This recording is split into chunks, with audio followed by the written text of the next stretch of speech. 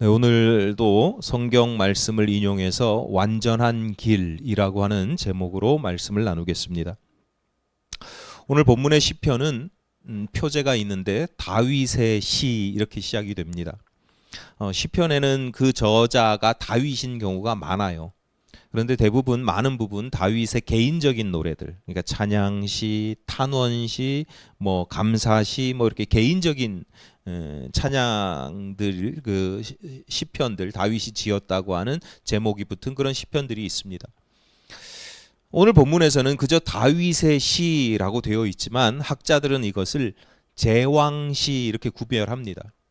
다윗 개인의 어떤 신앙적인 소감이나 뭐 이런 노래나 찬양이나 이런 게 아니라 제왕, 그러니까 다윗이 왕으로서 부르는 시라는 거예요. 다윗이 어느 날 왕이 되었습니다. 사실 어느 날이라고만 말하기에는 좀 많이 부족하고 민망하죠. 다윗이 왕이 되기까지의 수십 년간의 그 숱한 위기의 순간들, 뭐 죽을 뻔한 적이 한두 번이 아니고요. 또 어떻게 보면 하나님의 뜻에서 벗어나서 타락하고 이렇게 좀 엇나갈 수 있는, 탈선할 수 있는 경우도 여러 번 있었죠. 왕이 되기까지 돌아보면 자기를 위해서 목숨을 걸고 실제로 생명을 바친 그런 부하들, 동고동락했던 신하들, 동지들, 뭐 그런 사람들도 다윗의 초년, 중년, 말년 해서 보면 계속해서 그런 사람들이 있었기에 다윗이 왕이 될 수 있었습니다. 철이 없던 아주 어린 시절에 어느 날 자기 아무것도 모르는데 어떤 할아버지 같은 분이 오셔가지고 형제들을 쭉 줄 세워놓고 자기는 거의 막내인데 너가 장차 왕이 될 것이다 라고 하는 기름 부음을 받았을 때의 그 기억들, 뭐 그런 것들이 왕이 되고 나서 쫙 필름처럼 떠오르지 않겠어요? 그 모든 과정들, 오랜 세월들을 거쳐서 이제 결국은 야, 정말이구나. 하나님께서 그 옛날에 나를 왕으로, 새로운 지도자로 삼으시겠다고 하시는 그 말씀이, 야, 이렇게 수많은 역경과 우여곡절과 뭐 이런 것들을 거쳐서 결국은 이루어지는구나 라고 했을 때 다윗의 감격, 다윗의 감회가 얼마나 새롭겠습니까? 감개무량할 만하지요. 그렇기 때문에 예수께서 비유로 말씀해 주신 어리석은 부자처럼, 야, 이제 내가 다 이루었으니 내가 이제 편안히 먹고 쉬고 마시리라, 뭐 이렇게 생각할 수도 있잖아요. 여러분이 왕이 됐어요. 우리나라 대통령이 취임식을 딱 해요. 그럼 뭐 해요? 샴페인 터뜨리고 축배를 들고 그렇게 할 수도 있잖아요. 여러분, 이게 특별한 사람들만의 모습이 아니에요. 성경에서 예수님께서 어리석은 부자 이야기를 비유로 들려주실 때 난 부자가 아니니까 뭐 나랑 상관없는 얘기지 이렇게 생각할 수도 있지만 여러분, 가치관은 다 똑같아요. 비슷해요. 여러분 주변에 누가 가까운 사람이 예를 들어서 직장에서 진급을 했어요. 대리인데 과장이 되고, 뭐 직원인데 말단 직원이었는데 대리가 되고, 막 이렇게 좀 아주 작은 승진을 했다고 쳐요. 그러면 여러분은 그 사람을 축하하면서 갖는 첫 번째 관심이 뭐예요? 그 사람에 대해서 승진했대.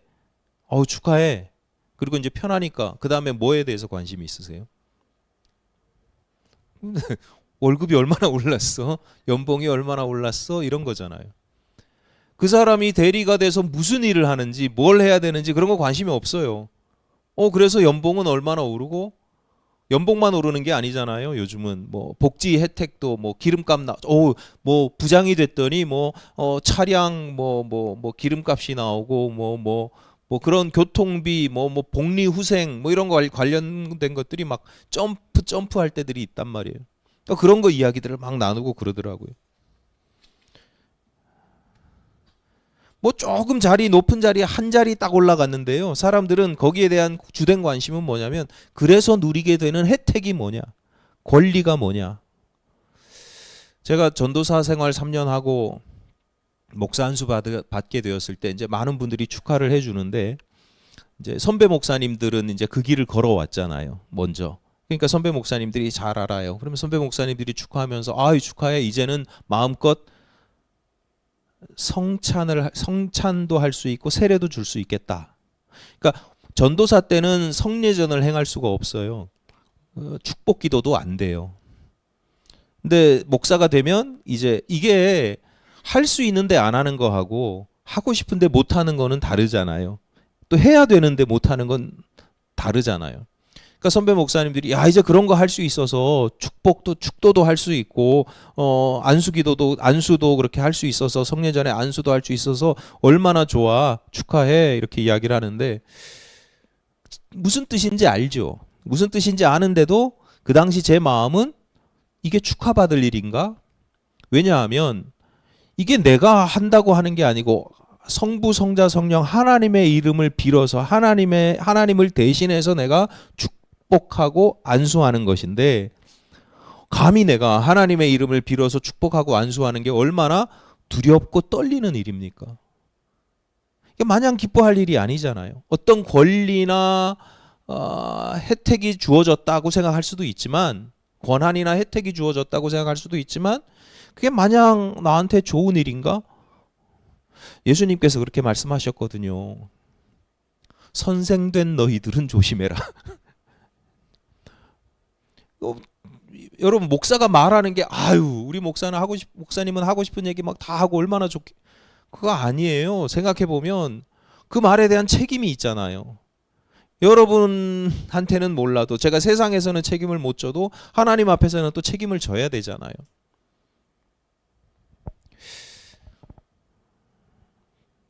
직전 대통령이 탄핵을 당하고 재판을 받게 된 근본적인 원인도 저는 개인적으로 비슷하다고 생각을 해요. 그러니까 대통령이라는 어떤 직임이나 어떤 책임이 얼마나 막중하고 신경 써야 될 일들이 얼마나 많습니까? 누군가의 한마디의 무게가, 누군가 하나 결정하는 무게가 작은 사람도 있지만 대통령은 국가를 움직이는 사람이기 때문에 뭐 사소하게 생각하고 뭐 아무것도 아니라고 생각하는, 대충 이 정도는 뭐 별 문제 없이라고 생각하는 것들이 큰 결과의 차이를 나타내잖아요. 근데 가만히 보면, 돌아보면 이분이 대통령으로서 그런 역할과 책임을 다하려고 하기보다는 좀 높임을 받고 존중을 받고 혜택을 받고 뭐 그러려고 했던 것 아닌가. 오죽하면 탄핵이 되고 난 다음에도 관절을 비우지 않고, 너무 웃기잖아요. 거기서 막 사람들 초대해가지고 마지막 뒤풀이처럼 야, 도대체 어떤 마인드길래 어떤 전 도무지 이해할 수 없는, 하여튼 그런 걸 보면서 이분이 손바닥에 왕자를 새겼을 때 그분이 생각하는 왕이란 이런 거구나. 그러니까 내 마음대로 뭔가를 할 수 있고 또 그걸 누려도 되고 누려야 되는 것으로 생각을 한 왕이라고 하는 것에 대한 보통 사람들이 가지고 있는 그런 생각을 했구나. 제가 지금 전 대통령 뭐 어차피 재판받고 뭐 아무것도 할 수 없는 대통령을 무슨 비난하기 위해서 이런 말씀을 드리는 게 아니라 그분만의 문제가 아니라는 거예요. 앞서 말씀드렸듯이 내가 어떤 존재인지 어떤 사명이 있는지를 늘 자신을 성찰하지 않는 사람들은 모두가 비슷한 모습들을 보인다는 거예요. 그러니까 아까 주변에 또는 내가 승진하면 제일 갖는 관심이, 그래서 내가 어떤 일을 더 잘할 수 있을까라는 것보다는 그래서 내가 이걸 받고, 똑같은 거예요. 똑같은 거. 그러니까 비난을 하지만 그 자리에 가면 똑같이 할 사람들이 많아요. 성도들이라고 해서 다르지 않아요. 여러분 예수님을 왜 믿어요? 많은 사람들이 예수님 믿으면 구원받고 복받고 뭐 그런 것들, 천국에 가는 거, 기도하면 응답받아서 내 문제가 해결되는 것, 이런 것에 관심을 갖지요. 그런데 성도라는 것이 도대체 어떤 존재인지, 성도라는 게 부르심을 받았다, 세상 가운데서 건져냈다, 구별했다, 이런 뜻이거든요. 하나님께서 왜 나를 굳이 세상 가운데서 건져내서 부르시고 구별하셨는지, 내가 그래서 어떻게 살아야 되는지, 내가 얻을 수 있는 것, 내가 누리고 싶은 것에는 관심이 많지만 내가 과연 어떻게 살아야 되는가, 그런 것에는 내가 어떤 존재인가에 대한 관심이 없으면 다 결국은 똑같다는 거예요. 다행히도 다윗은 그런 사람이 아니었어요. 왕으로서 갖게 되는 막강한 권한이나 혜택에 관심을 갖기보다는 왕으로서, 왕이 되었을 때 내게 맡겨진 의무와 책임이 무엇인가를 주목하게 됩니다. 그래서 왕이 된 다윗이 고백하는 첫 번째, 처음으로 내뱉는 고백은 하나님에 대한 찬양, 하나님께 영광을 돌려드리는 일이었습니다. 본문 1절입니다. 내가 인자와 정의를 노래하겠나이다. 여호와여, 내가 주께 찬양하리이다. 여러분, 성도들에게는 이것이 대단히 중요합니다. 다윗의 최대 관심은 왕이 된 자기 자신이 아니라 나를 왕으로 세우신 하나님께 있었어요. 내가 왕이 아니라도 상관없어요. 내가 거지가 될 수도 있고, 내가 성공하든지 실패하든지, 성도들은요, 늘 하나님에 대한 관심을 놓치지 않는 사람들. 내가 어디에서 무엇을 하든지 성도라는 존재는 늘 하나님께 우선순위를 둬야 돼요. 무슨 얘기냐? 내가 어떤 자리에 있어요. 자리에 있는데 그 자리가 내가 원하는 자리일 수도 있고, 내가 다윗처럼 막 그것을 위해서 애쓰고 고군분투하고 그래서 수십 년 만에 얻은 자리일 수도 있고, 어떤 자리는 내가 원하지 않는데 막 끌려 내려가가지고 그 자리에 앉을 수도 있고, 어쨌거나 무슨 자리가 있잖아요. 그러면 우리는 그 자리가 얼마나 좋은 자리인지 나쁜 자리인지 이런 것에 관심을 둔단 말이에요. 그런데 성도는 어떤 관심을 둬야 돼요? 과연 하나님께서 내가 이 자리에 있기를 원하시는가? 이 자리에 하나님께서 있기를 원하시는가? 지금 내가 행하는 것이 하나님의 뜻에 합당하는가? 내가 좋아하거나 싫어하는 것, 나의 취향이나 스타일이냐, 이런 거는 중요하죠. 하지만 훨씬 후순위, 다음 문제예요. 가장 먼저는 하나님의 뜻. 내가 지금 하나님께서 나로 하여금 있기를 원하는 자리에 있는 건지, 하나님께서 지금 나로 하여금 하기를 원하시는 그 일을 행하고 있는 건지, 뒤집어서 말하면 지금 내가 있는 이 자리가 하나님께서 원하시는 자리인지, 내가 지금 하는 이 일이 하나님께서 기뻐하시는 일인지를 먼저 생각할 수 있어야 된다. 뭐 어려운 게 아니에요. 오늘 우리가 이 시간 다른 곳에 있을 수도 있잖아요. 다른 일을 할 수도 있잖아요. 그런데 우리가 굳이 와서 예배 드리는 게 막 신나고 즐겁고 편안하진 않잖아요. 예배를 드리는 이유가 뭐예요? 여러분이 좋아서 예배 드리는 거예요? 뭐 그것도 좋죠. 필요하죠. 그런데 우선순위는 뭐냐면 하나님께서 내가 여기 있기를 원하시고 예배하기를 원하시기 때문에 때로는 힘들어도, 뭐 때로는 즐거워도 중요한 건 하나님의 뜻이 우선된다라고 하는 겁니다. 하나님의 뜻이 우선순위에 있지 않은 사람들에게는 이 시간 이 자리에서 예배드리는 게요, 너무 어려운 일이에요. 그런데 하나님께 우선순위를 두면 당연히 마땅히 그래야 되는 일인 거죠. 여러분, 이 시간에 예배드리고 이 자리에서 모여 함께 예배드리는 것 참 감사한 일인데, 여러분 좀 일상의 삶으로 좀 확대를 시켜보면 여러분 평일에 일상에서는 어때요?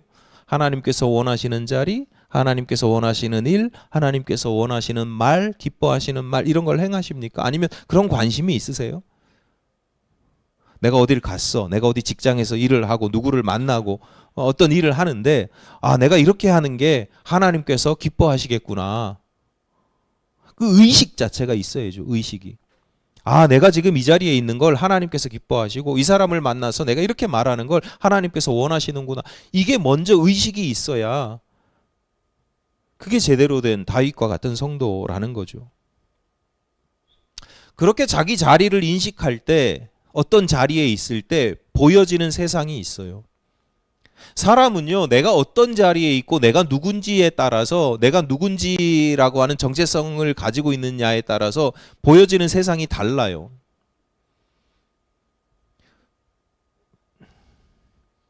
도시를 요즘에 이렇게 지나다 보면 어떤 도심을 모르는 곳을 낯선 곳을 지나다 보면 목사 눈에는 가장 먼저 보이는 게 뭘까요? 예, 교회예요. 십자가 교회. 와, 요즘은 교회 이름을 저렇게도 짓네. 요즘은 또 교회 이름이 다 영어로 짓더라고요. 우리 지방에도 새로 생긴 교회들이 히스토리 교회, 비홀드 교회, 로그인 교회 다 그래요. 예전에 어디서는 슈퍼맨 교회도 봤어요, 제가. 근데 그런 것들이 사람들은 그냥 지나가면서 잘 못 보는데 저는 그런 게 잘 보여요. 보려고 보는 게 아니고 제가 목사이기 때문에 목사라고 하는 자기 인식이 있기 때문에 똑같은 곳을 지나가도 술꾼들한테는 뭐가 보이겠어요? 술집들이 보이는 거죠. 음식점에 가서 어떤 사람은 야 이거 우리 아내랑 우리 아이들이랑 먹으면 맛있겠다 그러지만 술 좋아하시는 분들은 그걸 탁 보면서 뭐라고 해요? 야 이건 소주랑 먹으면 이건 와인이랑 먹으면 맛있는 안주가 되겠다 이런 거예요. 그러니까 똑같은 걸 보지만 똑같은 자리에 있지만 보이는 게 달라요. 왜? 내가 어떤 자리에 있는 사람인지 내가 누구인지 이 인식하는 게 다르기 때문에. 왕이 된 다윗의 눈에 하나님의 모습이, 우리 신앙생활도 마찬가지거든요. 신앙생활도 내가 아파 막 몸이 아프고 그래요. 그럼 하나님의 모습 중에 어떤 모습이 두드러지냐면 치유하시는 하나님, 여호와 라파, 신유의 하나님. 내가 너무 세상에서 막 불의한 일을 당하고 속이고 힘들어. 그러면 어떤 하나님이 보이시냐면 심판의 하나님, 정의, 공의, 공평하신 하나님, 이런 게 보이는 거예요. 다윗이 하나님을 보는데 하나님에게서 주목되는 두 가지가 있어요. 하나는 인자, 또 하나는 정의예요. 인자는 헤세드라고 그래서 아주 한없는 사랑. 제가 이런 표현이 참 적절하다 싶은데 참 위험한 표현인데 대자대비하신 하나님. 자비하신데 그냥 크게 자애로우시고 대자대비하신 뭐 그런 하나님이 헤세드, 하나님의 인자, 사랑 이렇게 표현이 돼요. 또 하나는 정의예요. 정의. 정의는 공평, 심판 이런 거죠. 그러니까 하나님은 기가 막히게 인자하신 분이고 아주 철저하게 정의로우신 분, 절대적으로 정의로우신 분이라는 게 다윗이 탁 그게 드러나서 그런 하나님을 찬양하는 거예요. 지금 1절이. 내가 인자와 정의를 노래하겠나이다. 그 인자와 정의는 하나님의 인자와 하나님의 정의예요. 내가 그걸 노래합니다. 내가 그게 내 눈에 확 보입니다. 내가 여호와여 내가 주께 찬양할 수밖에 없습니다. 이렇게 지금 고백하는 거예요. 다윗의 눈에 왜 인자와 하나님의 인자와 정의가 보입니까? 오늘날도 마찬가지지만 고대 사회에 왕으로서 갖춰야 될 가장 중요한 덕목이 인자와 정의예요. 다시 말씀드리지만 지금 다윗이 내가 왕이 됐어. 이제 뭐 내 마음대로 다 할 거야. 막 후궁들 많이 들이고 막 날마다 잔치를 벌이고 그런 데 관심이 있는 게 아니에요. 지금 다윗은 내가 왕으로서 어떤 일을 해야 될지를 고민하고 있으니까 관심 갖고 있으니까 하나님께 찬양을 드리는데도 하나님의 그 인자와 정의가 두드러지게 보이는 겁니다. 그리고 그 하나님, 제가 그 인자와 정의를 제가 담기를 원합니다. 하나님을 롤 모델로 삼고 있는 거예요. 사실 우리가 신앙생활을 하면서 하나님의 인자, 하나님의 사랑을 닮아간다 쉽지 않잖아요. 하나님의 사랑 뭐 1000분의 1, 10,000분의 1이라도 따라가면 다행이죠.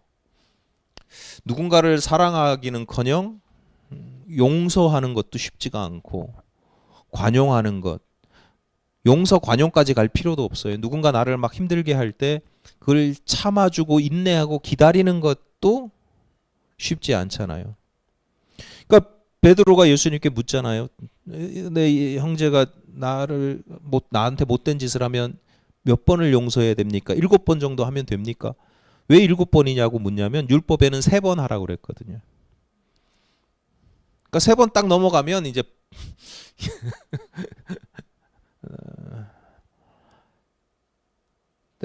세 번 하라고 그랬는데 7번 정도 하면 많이 하는 거죠? 그랬더니 예수님이 아니 70번씩 7번이라도 해라. 그럼 7, 7에 49, 490번을 하라는 게 아니고 계속해서 용서하라는 그 하나님의 사랑이거든요. 여러분은 몇 번 정도 참고 누군가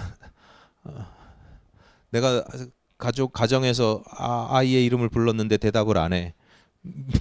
몇 번 정도까지 큰 소리를 안 낼 수 있으세요? 제가 보니까 딱 3번이더라고. 율법에 왜 3번인지 알겠어. 딱 3번 정도 사람들이 3번 정도 넘어가면 야 이거는 날 무시하네 뭐 이렇게 되더라고요. 그 어려워요 사랑이라는 게. 정의는 또 어때요? 지혜라고 하는 측면에서 무엇이 옳은지 그른지 이게 정의로운지 불의한지를 먼저 지혜의 측면에서 분별해야 되잖아요. 분별하는 것부터가 안 돼요 우리는. 이게 뭐가 옳은지 그래서 그때는 맞았고 지금은 틀리다 이런 얘기들이 나오는 거죠. 이거 우리 한계예요. 알았다고 쳐요. 내가 이렇게 사는 게 거룩한 거고 이렇게 사는 게 정의로운 거야 바른 거야 알았다고 쳐요. 그렇게 살게 돼요? 안 되잖아요. 그러니까 요나가 그래서 하나님의 말씀에 불순종하고 막 그러는 거예요. 선지자인데도 근데 막 아는데도 어떻게 살아야 되는지 아는데도 야 그렇게 정의롭게 산다는 건 사실은 참 쉽지 않죠. 그런데 다윗은 그 하나님의 인자 그래서 그 하나님의 정의가 대단하다 특별하다 내가 그 하나님의 정의 하나님의 인자를 담고 싶다. 또 한 가지 이유가 있습니다. 2절입니다. 내가 완전한 길을 주목하오리니 주께서 어느 때나 내게 임하시겠나이까 내가 완전한 마음으로 내 집 안에서 행하리이다. 하나님 인자와 정의로우신 분인데 그 하나님이 또 하나 완전하신 분이라는 거예요. 완전하다. 흠이 없대요. 조금의 흠도 없다는 거예요. 이게 무슨 얘기냐면 오늘 본문의 그 주제로만 맥락으로만 한정시켜서 보면 이런 거예요. 하나님의 사랑은 하나님의 정의와 충돌하지 않는 거예요. 사랑과 정의가 충돌하지 않고 완전하게 완벽하게 조화를 이루는 거예요.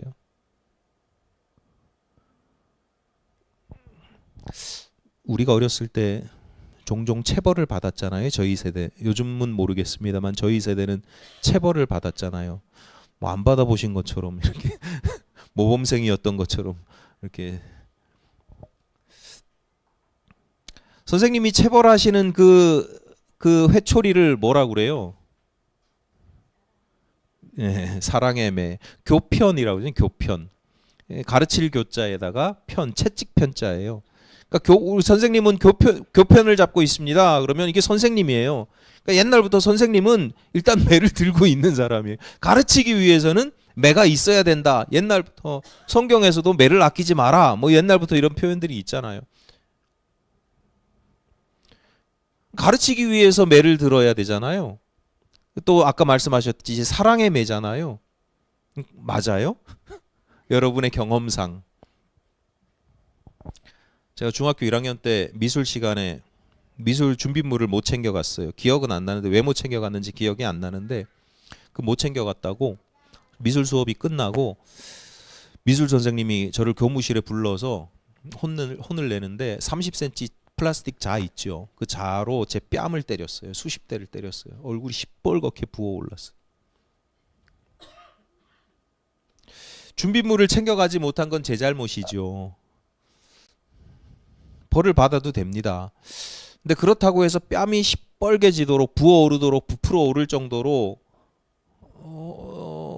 맞아도 되는 건 아니잖아요.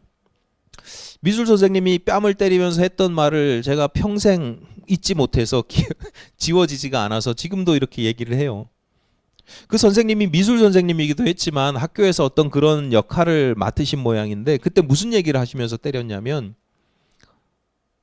왜 엄마 아빠가 육성회 안 오냐?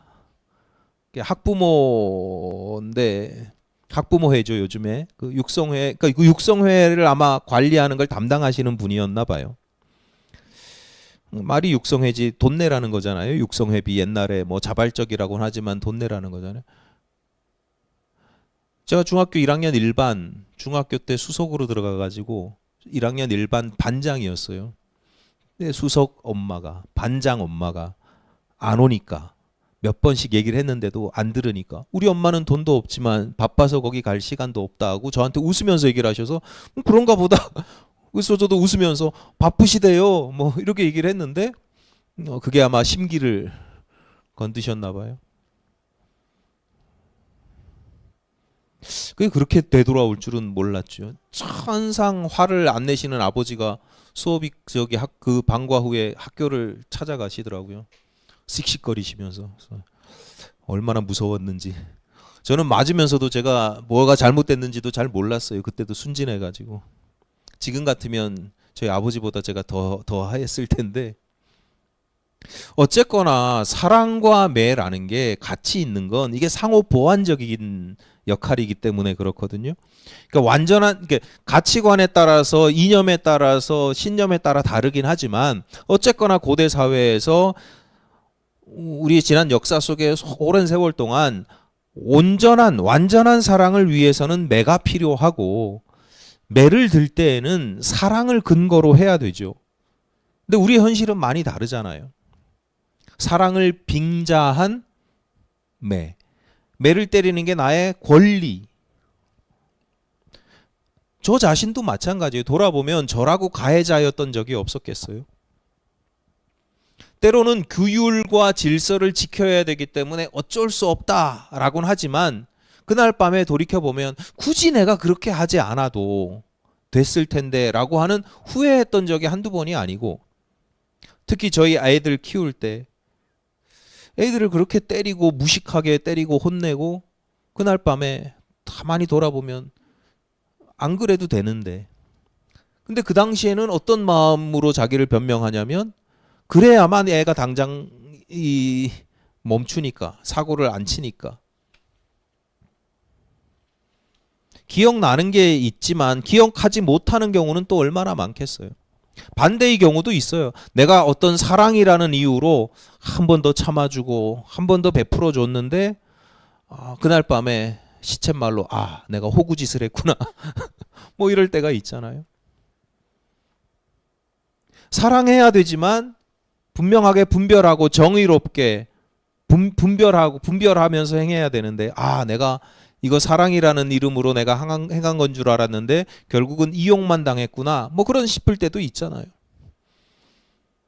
그래서 그런 시절을 돌아보면서 앞으로는 좀 더 내가 개선되고 나아져야지 생각을 하면서도 지나보면 또 그러고 있고 또 그러고 있고 내가 이 지식을 가지고 다시 옛날로 돌아가면 안 그럴 수 있을까? 그렇지 않을 것 같아. 또 그럴 것 같아요. 다윗이라고 해서 다르지 않아요. 2절 말씀을 다시 봅니다. 내가 완전한 길을 주목하오리니 주께서 어느 때나 내게 임하시겠나이까. 내가 완전한 마음으로 내 집 안에서 행하리이다.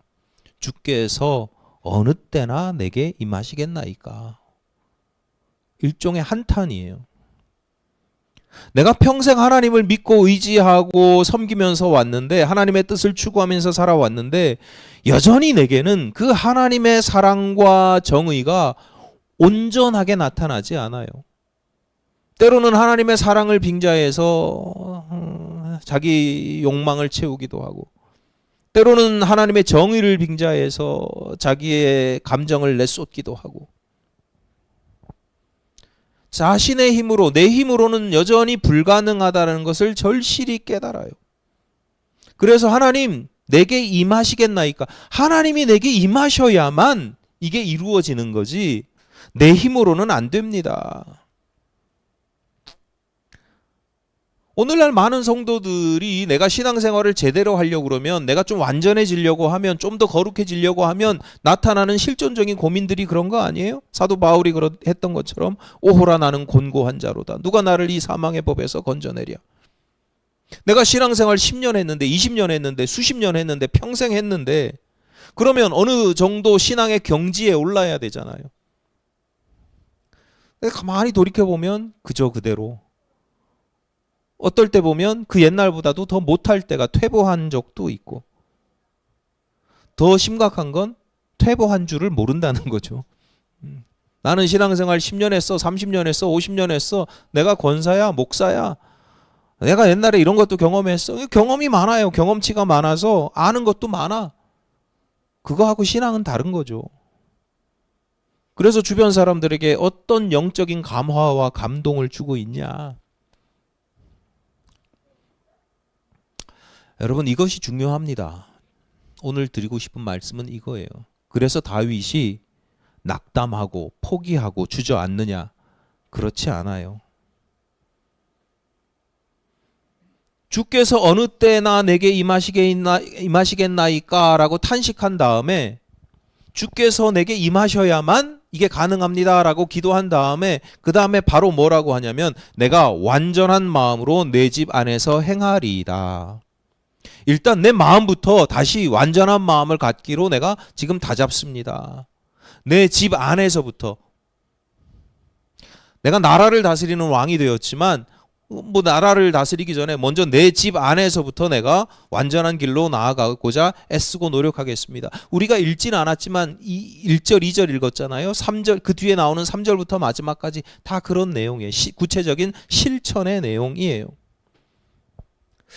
성도인 우리들은 하나님의 완전하심을 믿습니다. 하나님은 올마이티, 전지전능하신 분, 완전하신 분, 그 인자하심이 얼마나 크고 놀라운지, 그래서 내가 감동이 되고 감화가 되고, 하나님의 정의와 공평이 얼마나 철저한지, 결국에는 하나님은 모든 악인을 심판하시고,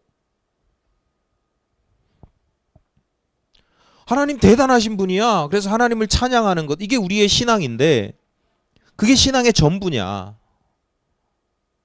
진정한 믿음은 그런 하나님, 대단하십니다. 우리와 다르기 때문에, 우리와는 질적으로 다른 존재, 격이 다른, 인격과는 격이 다른 신격이시기 때문에 하나님 어떻게 찬양하지 않을 수가 없습니다. 감격하고 찬양하고, 그게 신앙생활의 전부가 아니라 그건 기본이고, 그 다음에는 그런 하나님을 닮아가는 거예요.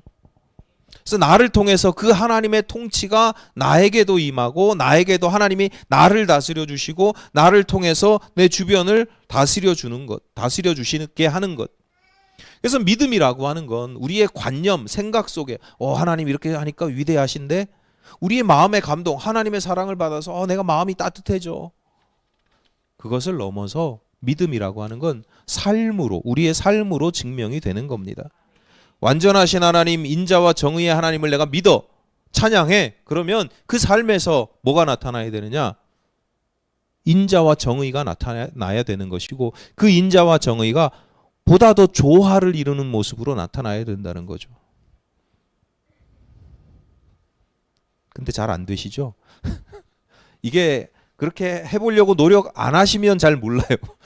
근데 요거 내가 좀 잘못한 것 같아. 요거 내가 내가 사랑을 빙자해서, 정의를 빙자해서 내가 내 욕망을 채운 것 같아. 그래서 좀 내가 잘해봐야지. 그럼 잘 안 돼요, 이게. 그래서 많은 성도들이 10년, 20년 신앙생활 하다가 포기한단 말이에요. 그저 주의 은혜로 덮으소서 이러고는 나의 부정함과 연약함을 핑계로 삼아서, 마음은 제가 원인데요, 하나님 아시죠? 마음은 원인데요, 육신이 약해가지고 변명합니다. 불가능한 일이라고 여깁니다. 그런데 다윗은 달라요. 물론 다윗이 특별한 사람이긴 하죠. 늘 하나님의 뜻을 마음에 두는 사람이고, 자신이 맡은 역할에 대한 의무감과 책임감을 가지는 사람, 대단한 사람이긴 하지만, 그런 다윗조차도 내가 하나님의 완전하심을 닮아가기에 너무너무 극심한 한계를 느낍니다. 탄식하죠. 어느 때에 임하시겠나이까. 그럼 지금까지 하나님이 임하지 않으셔서 내가 하나님의 정의와 또 하나님의 사랑을 온전히 완전하게 조화를 이루어서 실천하지 못했다는 거 아니에요. 그러니까 돌이켜보면 다윗 개인적인 입장에서 얼굴 시뻘개지는 경험들이 기억들이 얼마나 많겠어요. 실제로 성경에 보면 그런 기록들이 있어요. 우리가 다윗을 좋게 보니까 좋게 넘어가지, 만약에 다윗의 상대편이면 쳐 죽일 아주 호로로 그런 모습들도 있어요. 다윗 스스로 생각해 보면 그게 너무 낯뜨거운 일이고 부끄러운 일이죠. 그게 보인단 말이에요. 인식한단 말이에요. 그 한계를 내가 지금 넘어서지 못하고 있단 말이에요. 그런데 다윗은요, 중요한 건 그래서 포기하지 않는다는 거예요. 이 자리에서 내가 왕이 된 지금 이 자리에서 내 마음부터 그리고 내 집안에서부터 다시 한번 하나님의 완전함을 추구해 보겠다. 바로 여기에서부터 실천해 보겠다라고 이야기를 하고 있습니다. 오래전 어느 교회 이야기인데요. 교회가 성장하고 시대가 이제 막 발전하다 보니까 교인들이 차를 막 가지고 다니고 하다 보니까 주차장이 부족한 거예요. 오늘날 지금 대부분의 교회가 그런 일을 겪고 있죠. 마침 교회 옆에 빈 공터가 하나 있었는데 그 주인이 믿지 않는 사람이에요. 그래서 그 사람을 찾아가서 여차저차해서 교회에서 주차장이 필요한데 그 땅을 어차피 공터니까 아무것도 없으니까 좀 팔면 안 되겠습니까? 그랬더니 안 팔겠다는 거예요.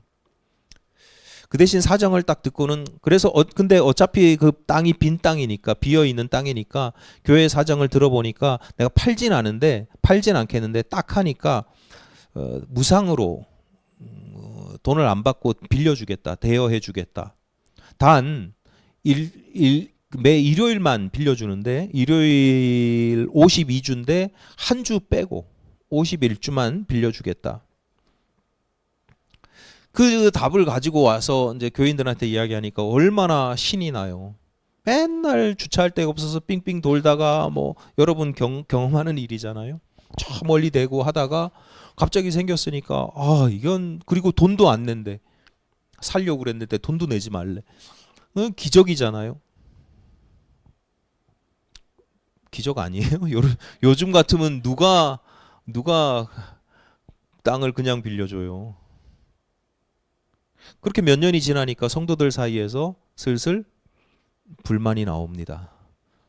아니 51주 빌려주면 한 주 못 쓰게 하는 날 보니까 거기서 뭘 하는 게 아니더만 그냥 비어있대. 텅텅 비어있대. 그 한 주 때문에 너무 불편한 거예요.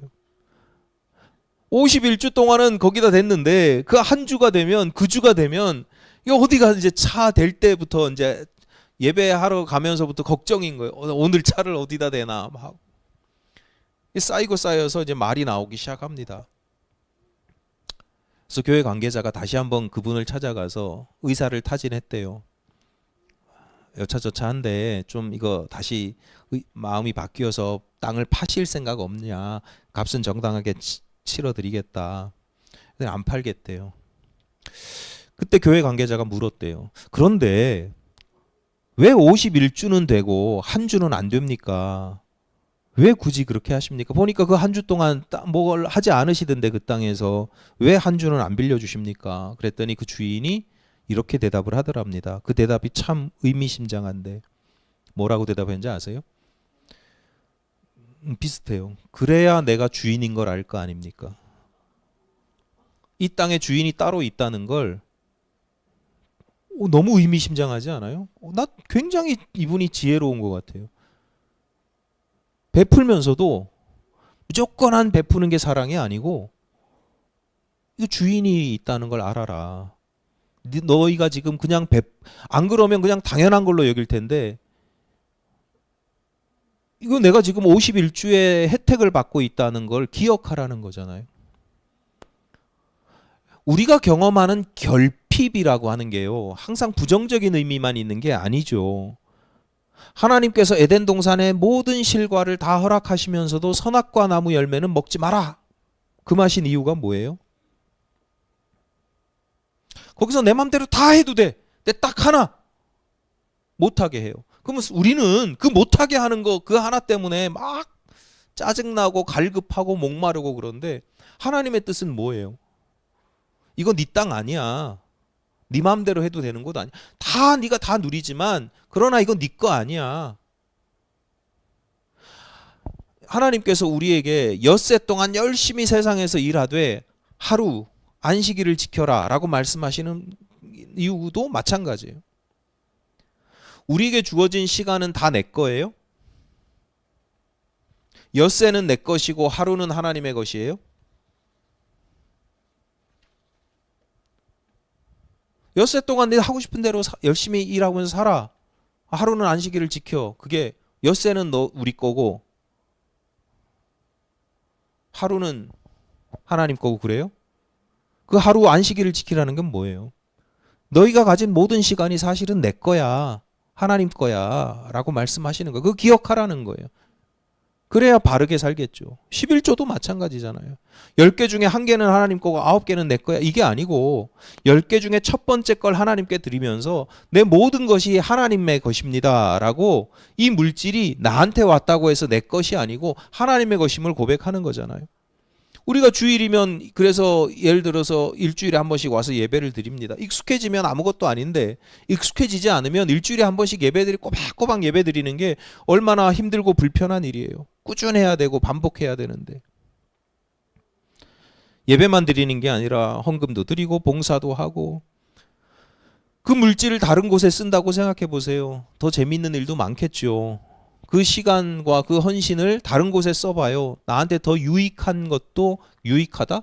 나에게 더 이익이 되는 것도 많겠죠. 그럼 망가지는 거예요. 그 사람의 인생은 이제 그렇게 되면 내 인생의 주인이 자기가 되는 거지. 내가 세상의 왕인 거예요.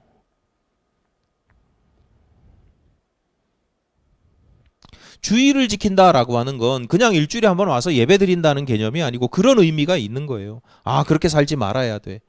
내 삶의 주인은 하나님이시라는 걸 내가 기억해야 되는 거예요.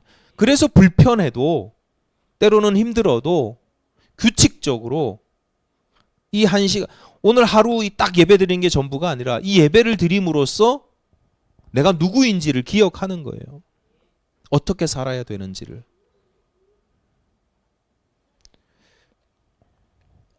낙원이라고 하는 곳, 천국, 하나님의 나라는 어떤 이미지예요, 여러분?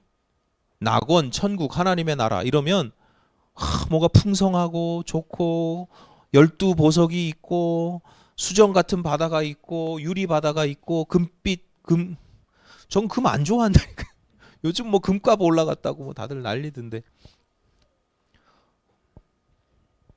여러분, 낙원, 천국, 하나님의 나라의 가장 기본적인 특징은 막 풍요롭고 풍성하고 좋고 아름답고 막 좋은 것들을 막 누리는 곳 그런 곳이 아니에요. 낙원, 천국, 하나님의 나라의 기본적인 개념은 하나님의 통치가 나타나는 곳이에요. 히라버로 그리스어로 바실레이아라고 그래요. 왕국이라고 하거든요. 그러니까 그 천국, 낙원, 하나님 나라에 사는 사람들, 그곳에 가고 싶은 사람들, 이런 사람들은 어떤 사람들이느냐? 하나님의 뜻을 이루는 사람들이고 하나님의 뜻이 내 삶 속에서 이루어지기를 원하는 사람들이에요. 그러니까 다윗은 내 삶 속에서 그 하나님의 뜻, 인자와 정의가 나타나기를 원하고 그 인자와 정의가 내 삶 속에서 온전히 조화롭게 이왕이면 흠없이 완전하게 나타나기를 원하는 건데 쉽진 않죠. 하지만 불가능하다고 포기하지 않고 힘들다고 주저앉지 않고 내가 그렇게 살아야 되니까 사는 거예요. 결과를 보고 이게 힘들고 어려워서 나는 안 돼 이렇게 포기하는 게 아니라 나는 그렇게 살아야 되는 존재니까, 완전을 추구해야 되는 존재니까. 우리가 속해 있는 이 교회, 우리 교회가 속해 있는 교단이 감리교회인데요. 감리교회에서 중요하게 여기는 그 교리적인 가치 중에 하나가 성화, 완전이에요. 날마다 거룩하게 변화되는 것이고 그래서 완전해지는 것이 감리교 교리에 있어요. 감리교의 아주 중요한 특징이에요. 성화와 완전을 추구하는 건요. 감리교인들이 성화와 완전을 추구하는 건 다른 사람들의 비판처럼 내가 거룩해지면 내가 완전에 이를 수 있기 때문이 아니에요.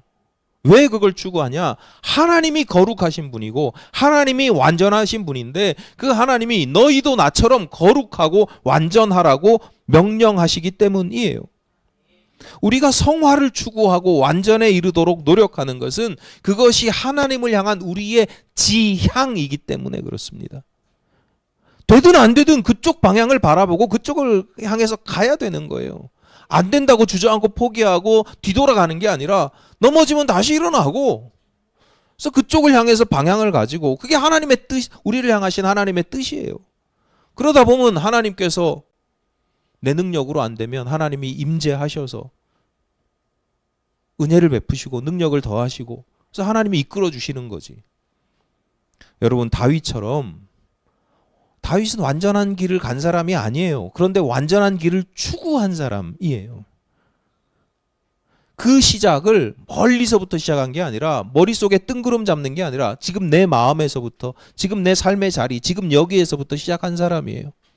우리도 완전한 길을 주목하오리니 막 이렇게 한다고 교만하다고 생각할 게 아니라 그게 우리의 지향, 가야 할, 가리키고 나아가야 할 방향이라는 거예요. 그 방향, 완전한 길을 주목하시면서 완전한 마음을 가지시려고 하고 내 삶의 자리, 내 집안에서부터 그 완전한 길을 실천해 보시는 그런 저와 여러분이 되시기를 간절히 바랍니다.